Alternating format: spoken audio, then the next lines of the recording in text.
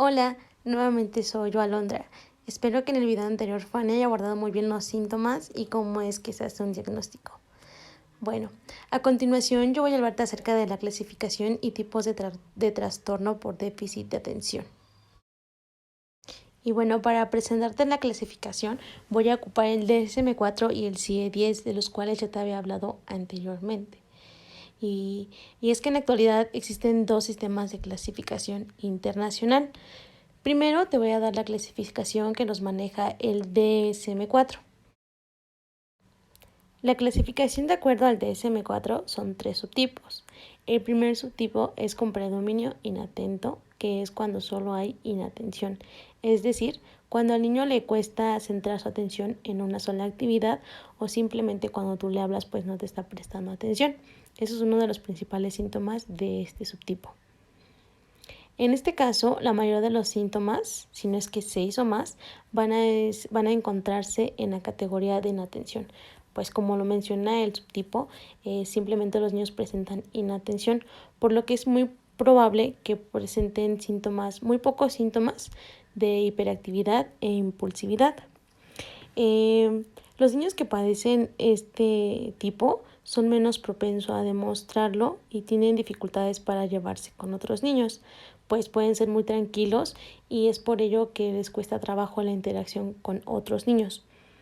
Este tipo es muy difícil de diagnosticarse, ya que se pensaría que el niño es muy tranquilo y que así es su carácter. Sin embargo, necesita ser evaluado hasta qué punto es su inactividad y su inatención. Es por ello que pues este subtipo no puede ser como muy, pues sí, visto a la primera. Sin embargo, como ya te comentaba, tiene que ser un periodo prolongado, más o menos de 6 meses, y que el niño constantemente tenga estas afectaciones en todos los ámbitos de su vida.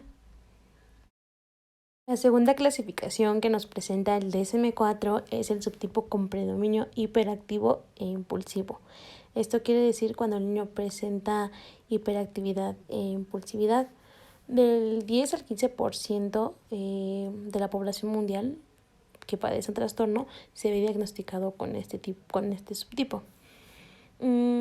La mayoría de los síntomas, si no es que 6 o más, se van a encontrar en la categoría de hiperactividad e impulsividad.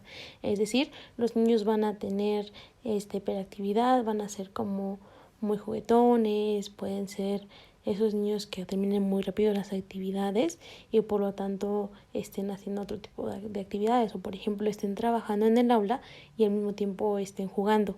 Es por ello que es importante tengas en cuenta qué tipo de niño tienes en tu aula. Este tipo de niños necesitan una intervención que más adelante te estaré presentando, pero pues es importante que mantengas controlado la conducta, ya que podría desinhabilitar la conducta de todos los niños. En este subtipo se presentan menos de 6 síntomas de inatención, por lo que el niño sí puede prestarte atención, pero los lapsos de atención van a ser muy cortos. Es por ello que cuando el niño te presente esa atención, tú seas muy precisa al darle instrucciones. Y finalmente, la tercera clasificación que nos presenta el DSM-4 es el subtipo combinado, que es cuando están presentes los 3 tipos de síntomas, que es la inactividad, hiperactividad y la inatención. Del 50 al 75% de los niños que son diagnosticados con trastorno por déficit de atención e hiperactividad presentan este subtipo. Para diagnosticar este tipo de trastorno o este subtipo, 6 o más síntomas de inatención y se presentan 6 o más síntomas de inatención, 6 o más síntomas de hiperactividad, igual de inatención. Como te comentaba al inicio, la mayoría de los niños que son diagnosticados con TDA presentan este subtipo. Es por ello que es muy complejo trabajar con estos niños en un aula y es por ello que debes de mantener una constante actualización acerca de cómo es que vas a trabajar con ellos, ya que pues aparte de la inatención, aparte de la hiperactividad y aparte de la impulsividad, tú tienes que tener como muy controladas las emociones. Ya te mencionaba al inicio que este tipo de niños se ven afectados en el ámbito de la autoestima. Es por ello que tienes que mantener como muy al margen las palabras con las que te diriges a él y también pues de tratarlo de incorporar al aula. Y así es como termina la clasificación que nos presenta el DSM-4. Esta herramienta que nos permite los diferentes tipos de diagnósticos y como te daba la sintomatología que tiene que presentarse para poder diagnosticarse cada subtipo. Ahora te voy a hablar acerca de la clasificación que nos presenta el CIE-10, la cual es la clasificación internacional de enfermedades mentales de la Organización Mundial de la Salud. Bueno, vamos a comenzar. Bueno, la clasificación que nos presenta el CIE-10 es muy distinta a la que nos da el DSM-4 porque ella nos presenta dos subtipos. El primer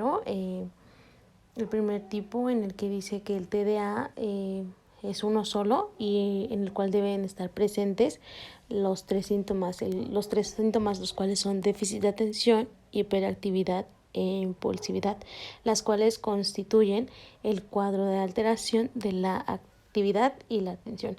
Es decir, para el CIE, el TDA simplemente es la presentación simultánea de estos síntomas y eso nos da como diagnóstico un TDA.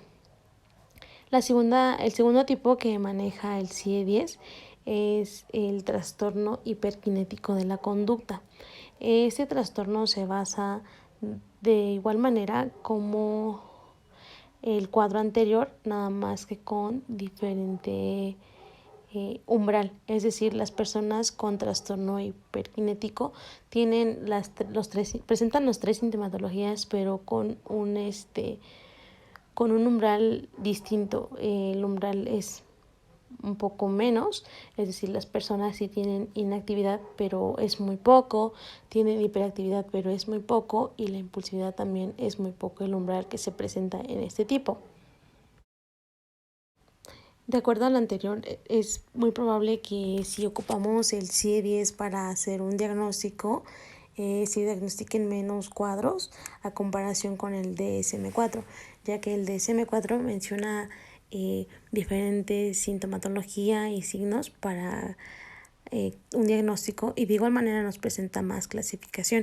Sin embargo, el CIE-10 nos da como que el TDA es uno solo y presenta los tres síntomas, que es la inatención, la hiperactividad y la impulsividad al mismo tiempo. Si estos son en un umbral menor, es otro tipo de trastorno. Y bueno, para continuar me gustaría hacer como una comparativa entre la diferencia de dar un diagnóstico con el DSM-4 y el CIE-10.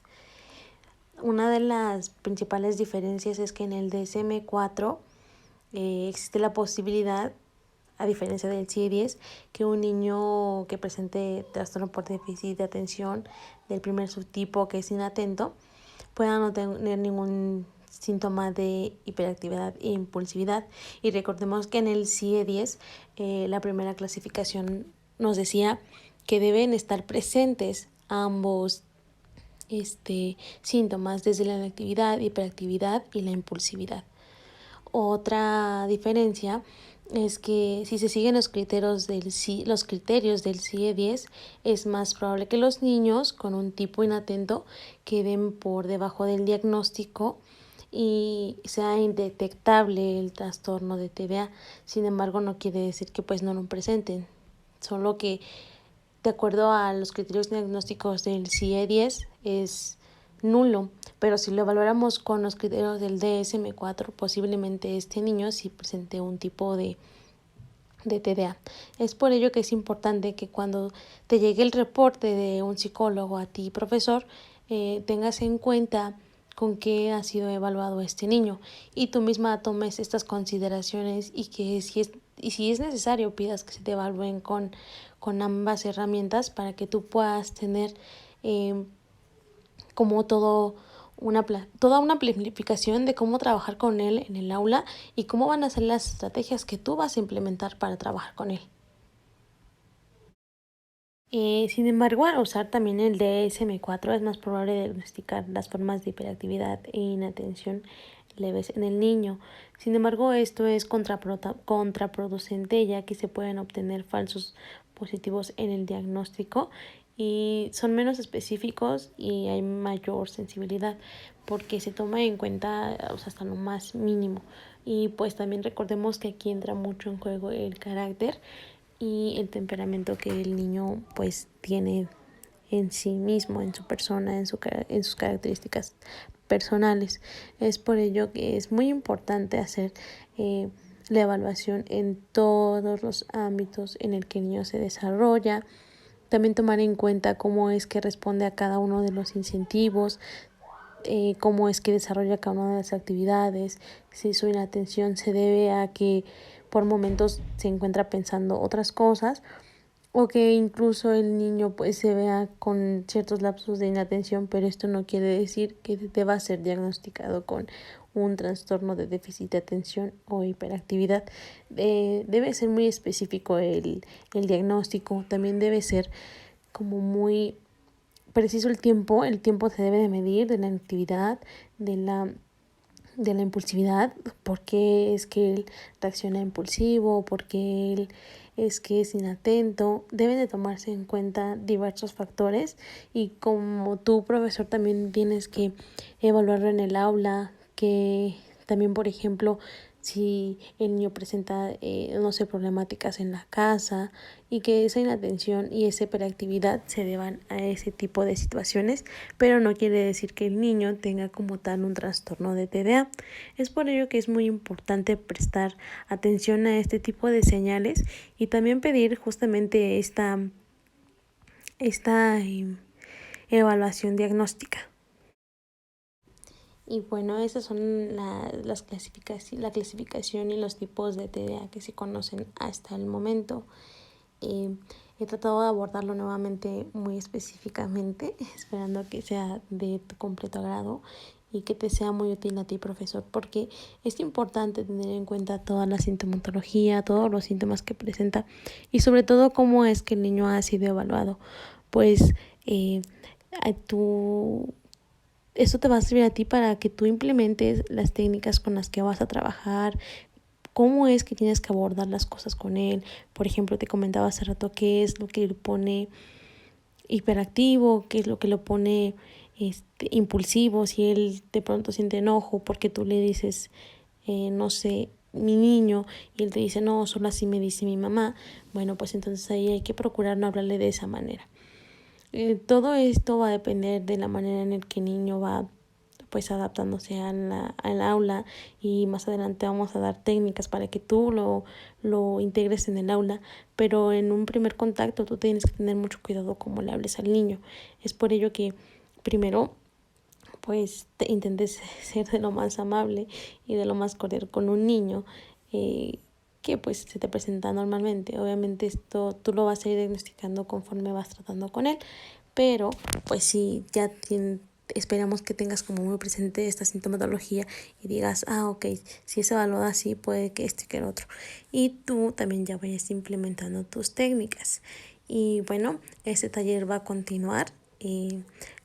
Nuevamente lo va a continuar mi compañera Fanny. Ella te va a hablar acerca de el tratamiento que tiene que seguir este niño.